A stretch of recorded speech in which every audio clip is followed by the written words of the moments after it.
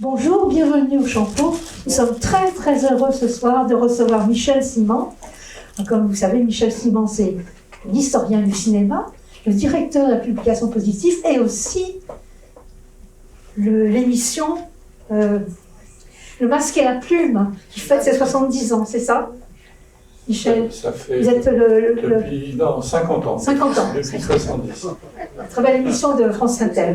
Je ne pensais pas que je serais le doyen un jour. Et après Michel Simon, nous recevrons Hélène Langlèvre, qui est la distributrice du film Salvatore Giuliano.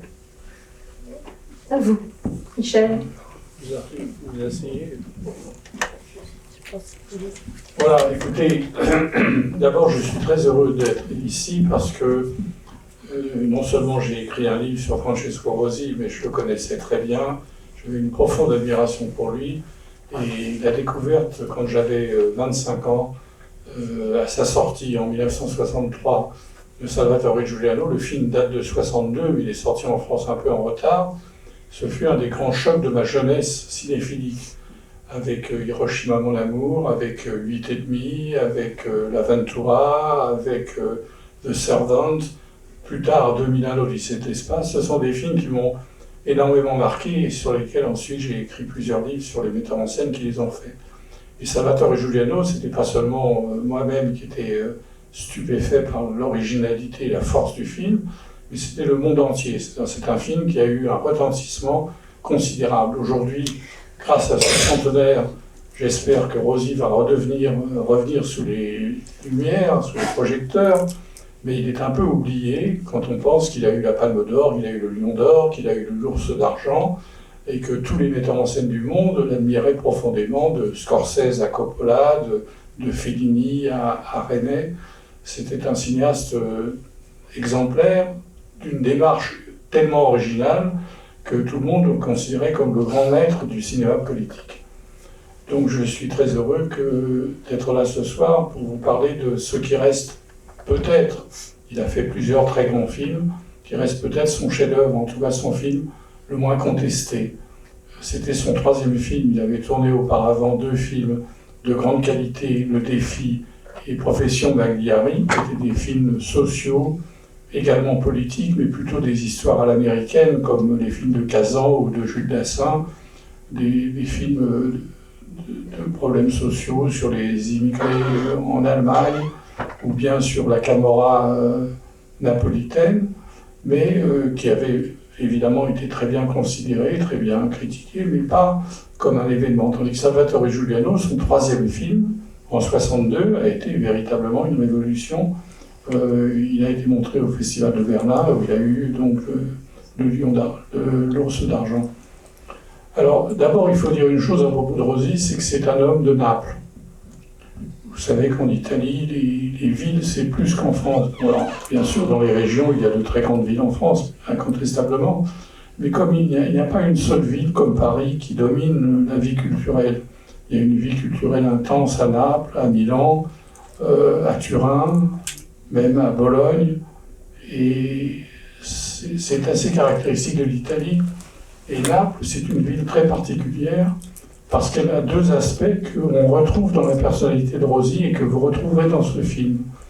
D'une part, c'est le siècle, c'est la ville des Lumières, des encyclopédistes, de Voltaire, de Diderot, etc.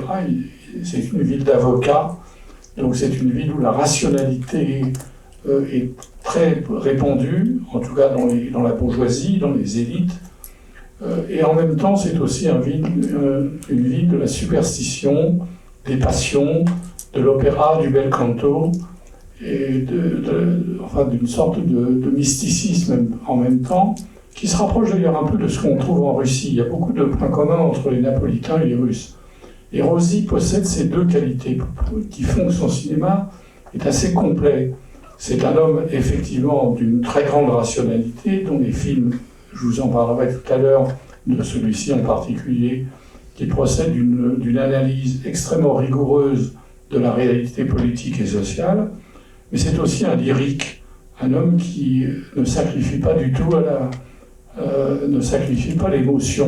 C'est un film où l'émotion, alors si on jouait Brecht comme Brecht le voulait, et non pas comme un metteur en scène, comme un auteur de théâtre purement rationnel, si on acceptait de voir dans Brecht le mélange de la distanciation et de l'émotion, sauf que l'émotion doit toujours être contrôlée par la distanciation, Rosy, d'une certaine façon, est brechtien. C'est pas du tout un traité théorique, c'est quelque chose de très incarné, c'est pour ça que c'est un grand cinéaste, parce que le cinéaste, ça passe aussi par les émotions.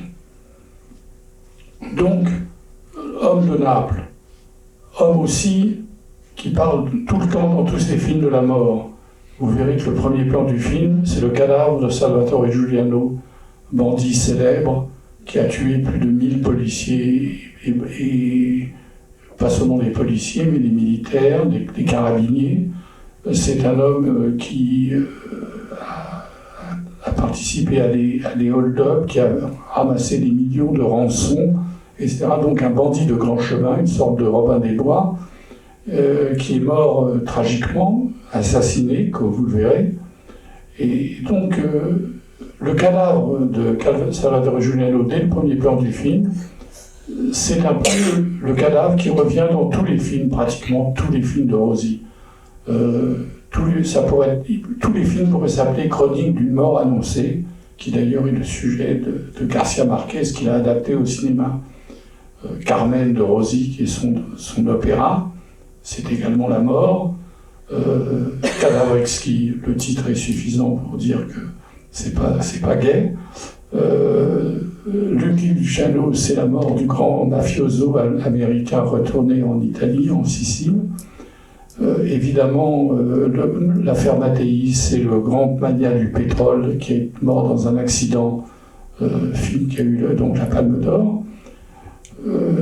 Mabat sur la ville, c'est l'écroulement d'un immeuble qui tue tous les habitants beaucoup d'habitants de cet immeuble et qui entraîne une enquête pour déterminer les causes de cet accident. Donc je ne vais pas faire la liste de tous les films de Rosy. Curieusement, le seul film qui se termine plutôt bien, c'est le retour de Auschwitz dans la trêve d'après Primo Levi, où on voit John Turturro regagner l'Italie après avoir été victime des camps de concentration. Donc c'est le seul film où il y a, si l'on veut, un message d'espoir ou de confiance. Un peu comme le film de Rosy, de Kubrick, Eyes Wide Shut, qui est le dernier film de Kubrick aussi. C'est le seul film de Kubrick qui se termine sur une note plutôt optimiste, puisqu'elle dit à son mari « allons baiser ». Voilà, donc cette caractéristique de la mort, c'est très napolitain aussi, bien sûr, et c'est une constante dans le cinéma de Rosy. Alors, pourquoi Salvatore Giuliano a été un film aussi marquant? D'abord, on a pu dire des films de Rosy que c'était la recherche de la vérité. Mais il se méfiait de la vérité parce qu'il ne prétendait pas la posséder. C'est peut-être pour ça que Rosy aujourd'hui n'est plus aussi populaire qu'avant, parce qu'aujourd'hui les gens détiennent tous la vérité. Le refus du dialogue, la certitude qu'on a raison, c'est quelque chose qui est très répandu aujourd'hui, avec le fanatisme dans tous les coins, de l'extrême gauche à l'extrême droite, être sûr d'avoir les réponses. Et Rosy est au contraire un homme du doute. C'était un marxiste, incontestablement, c'était un homme de gauche, socialiste, jamais communiste, parce que l'Italie se divisait entre des croyants communistes et les croyants catholiques. C'est Pepone et Don Camillo qui se divisaient l'Italie, les deux religions, la religion laïque des communistes avec le Père Joseph qui était la référence suprême, et la religion catholique avec le Dieu qui était la référence suprême. Rosy est un homme du doute. Un homme du doute, non pas qu'il n'ait pas des convictions, mais il est toujours dans l'interrogation. Et donc, dans la recherche de la vérité, le mot « recherche » est sans doute plus important pour lui que le mot « vérité ». Alors pourquoi ce film que vous allez voir est révolutionnaire? Il est révolutionnaire parce qu'il casse absolument toutes les pratiques cinématographiques, en particulier les pratiques du cinéma politique. D'abord parce qu'il ne donne pas de message, et aussi parce qu'il chamboule la chronologie. Vous allez passer dans le film du présent, le cadavre de Giuliano, au passé, les débuts de Giuliano en 1945, puis au procès de Viterbe, après la mort de Giuliano, pour savoir comment a eu lieu le massacre de Portella della Ginestra, où des communistes ont été tués en fêtant le 1er mai 1947. Et donc, ils ont été tués par Giuliano, commandés par la mafia et par les propriétaires terriens, qui étaient contre la gauche italienne et dont le Parti communiste, qui voulait rendre la terre aux paysans. Donc, comme il y a énormément de trous dans les archives, qu'on n'en sait plus aujourd'hui qu'à l'époque, en 1951, quand il est mort, en 1950, quand il est mort, on manquait beaucoup d'éléments. Et aujourd'hui, on a aussi beaucoup d'éléments qui manquent. Donc Rosy ne pouvait pas raconter l'histoire de façon chronologique, parce que sinon il y avait des trous dans le récit. Donc il a choisi cette méthode qui est un va-et-vient permanent, parce que ce n'est pas une question de flashback, c'est pas des flashbacks, il y a des flash forward, des flashs en avant, il y a des flashs en arrière, et même là, le passé est mélangé aussi. Donc c'est un film qui demande une grande attention. Et c'est un film aussi qui mélange tous les styles. C'est-à-dire il y a un style parfois télévisuel, parfois au contraire un film très esthétisant, très lyrique. Par exemple, Le cadavre de Giuliano, on pense à la toile de Mantegna, le Christ allongé. Et si vous regardez d'ailleurs ce plan que vous allez voir dans le film, il y en a plusieurs fois le plan du cadavre, derrière le cadavre, il y a deux hommes qui sont à droite et à gauche du Christ, voilà, de Giuliano, qui sont les larrons. Et au premier plan, il y a deux femmes, la mère et la sœur de la mère, Marie-Madeleine et Marie. Donc, on voit que le mythe de Giuliano, pour la population sicilienne, il était plus connu que Che Guevara dans les pays d'Amérique latine. C'était le bandit bien aimé. Alors qu'en fait, c'était un tueur né et un objet manipulé par des puissances économiques, des puissances politiques. C'est ce que le film nous montre.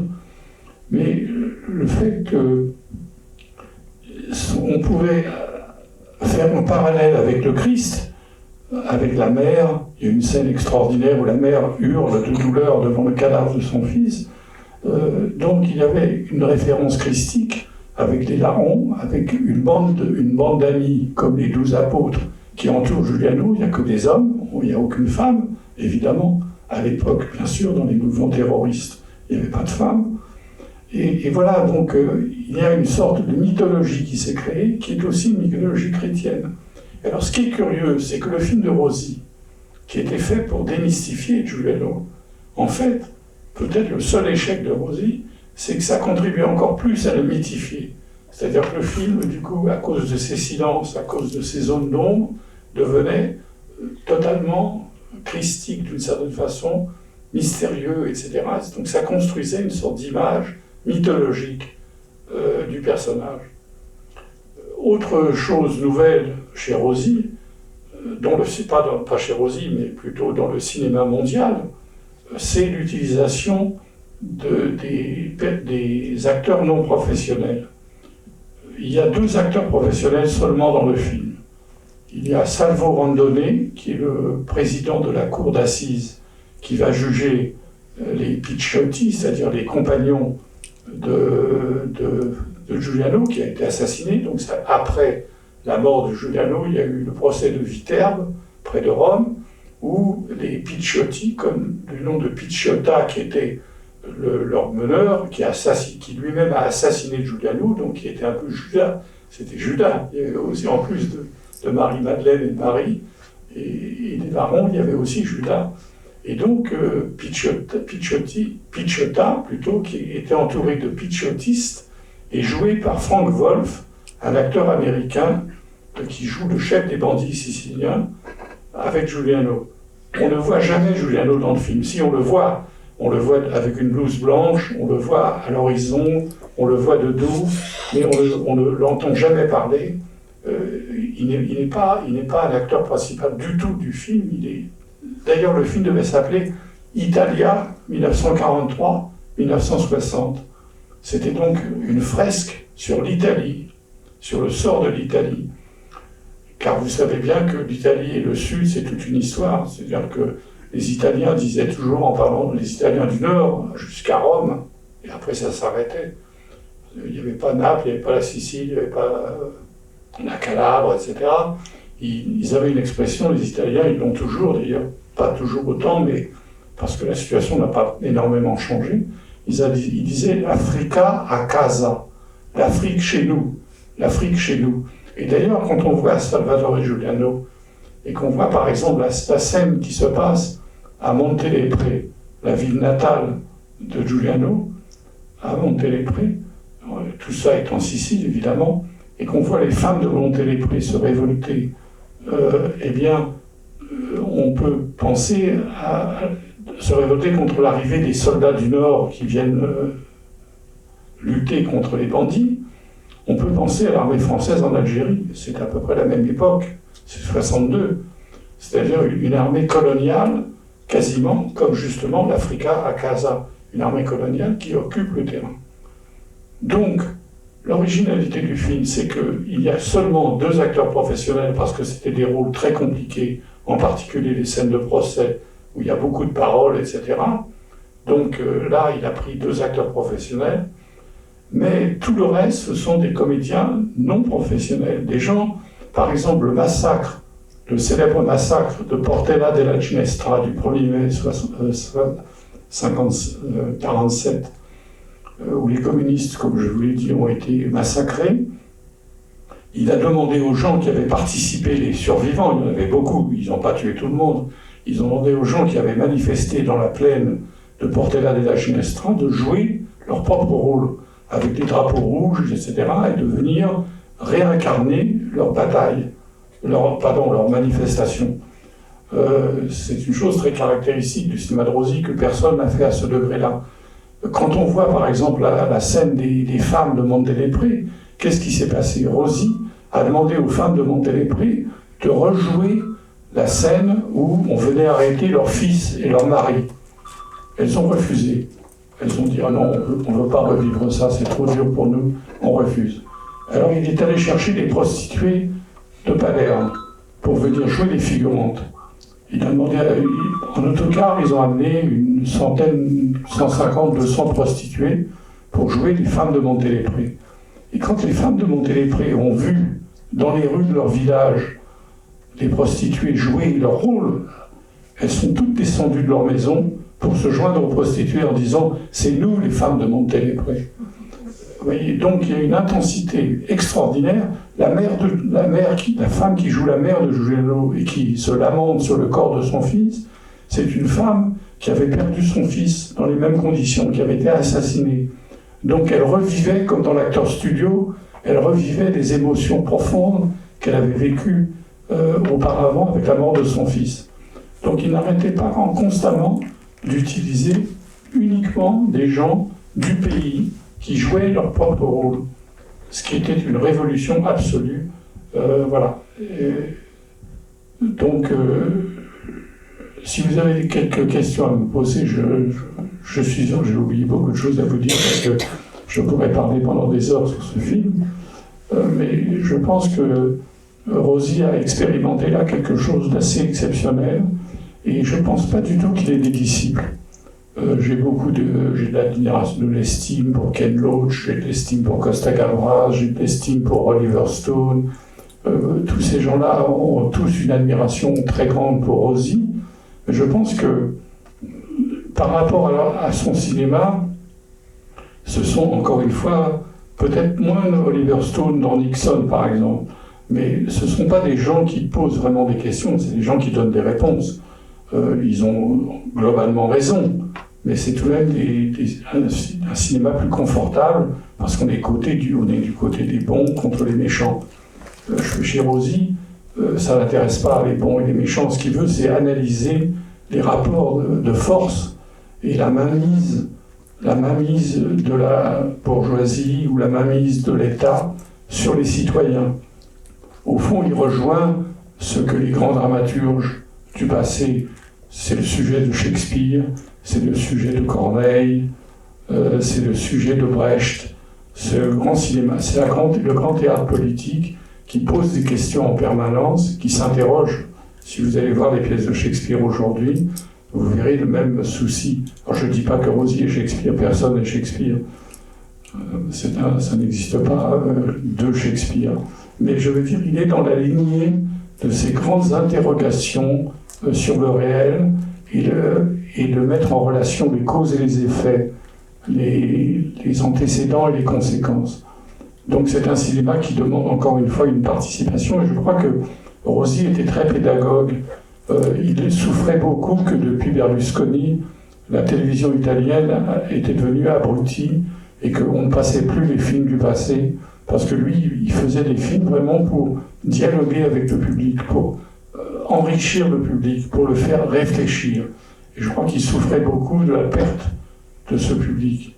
Ça le consternait beaucoup que ces films ne soient plus vus que dans des séances spéciales, etc., et non pas à la télévision, où vous pouvez atteindre des millions de spectateurs.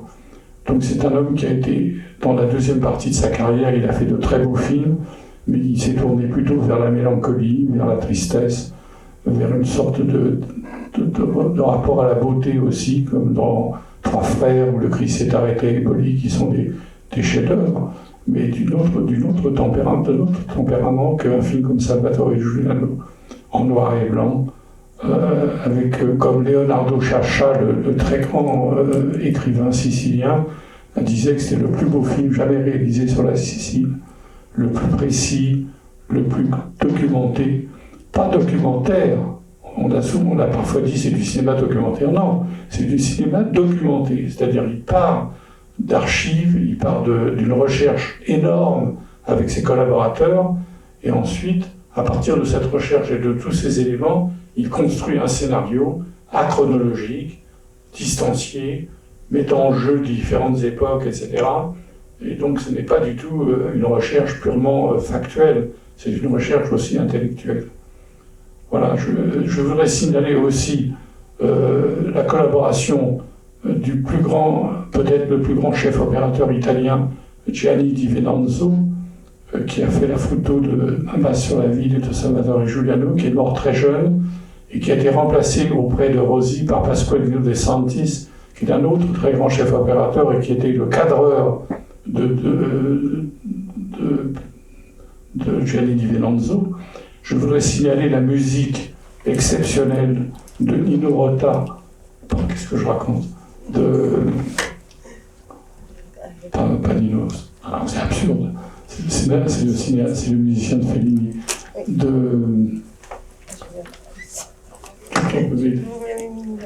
Dans la tête et du coup...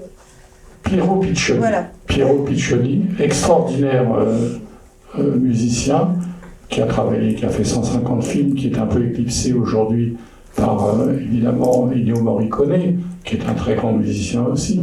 Mais Nino Rota était un grand expérimentateur, il se servait beaucoup de la musique concrète, il se servait beaucoup du jazz, et vous verrez la musique concrète, presque abstraite, qu'il a utilisée pour Salvatore Giuliano, comme le jazz pour Ma passe sur la ville.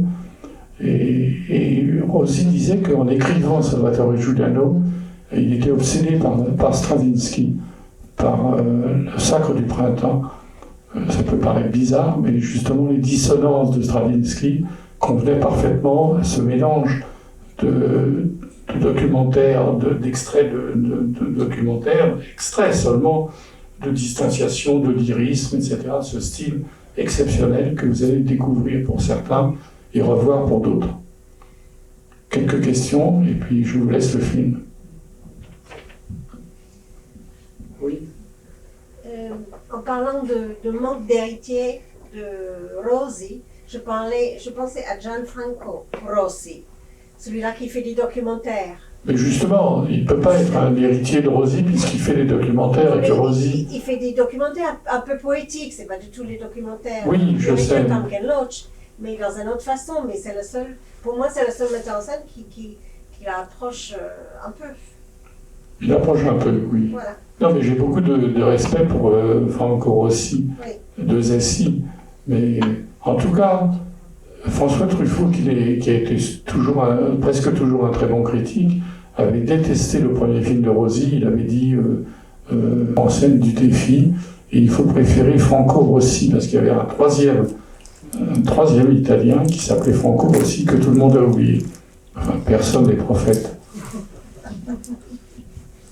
Sur la critique de la société, est-ce que vous pouvez nous éclairer un peu? Parce que j'ai cru comprendre qu'il y avait quand même, à l'intérieur de ce film, une critique sociale qui... Mais c'est une critique politique surtout, voilà. C'est-à-dire qu'il montre la collusion, c'est ce que dit Picciotta dans le procès de Viterbe, parce que le film, la première partie, c'est autour du cadavre de Giuliano, la deuxième partie, c'est le procès de Viterbe, où sont jugés, non pas sur Giuliano, on ne parle pas de la mort de Giuliano, on parle de Portella della Ginestra, ce massacre des communistes en 1947, pour essayer de faire la lumière et de juger les Picciotti qui ont participé à ce massacre. Donc il y a un moment où Picciotta dit la mafia, les carabiniers et les policiers, c'est la Sainte Famille. C'est-à-dire qu'il montre la collusion entre les propriétaires terriens qui instrumentalisent Giuliano et ses bandits, qui les récupèrent. Au départ, c'est des bandits de franchemin, ils les récupèrent à des fins politiques en leur promettant des postes importants en Sicile, et avec la complicité de la mafia, et parfois l'alliance de l'État avec la mafia pour d'autres raisons, etc. C'est un écheveau de complicité pour masquer au peuple la vérité, pour masquer au peuple la réalité. C'est le même sujet dans Ma base sur la ville, entre les conseillers municipaux, les entrepreneurs, etc., et qui ensuite construisent des immeubles qui s'écroulent et qui font des morts. C'est toujours la même chose. C'est-à-dire que la différence entre Rossi, entre le néoréalisme et Rossi, c'est que, évidemment, Rossi est l'héritier du néoréalisme, c'est incontestable. Sans néoréalisme, il n'aurait pas fait ses films. Mais la différence, c'est que dans les films de Rossi, le néoréalisme montre la rue. Voleur de bicyclette, Choucha, tous ces films, Paisa, c'est la rue. Tandis que Rossi montre la rue et le conseil municipal ou le tribunal, c'est-à-dire il montre le rapport entre ce que les gens subissent dans la rue et pourquoi ils subissent cela en découvrant ce qui se passe au conseil municipal ou dans le tribunal.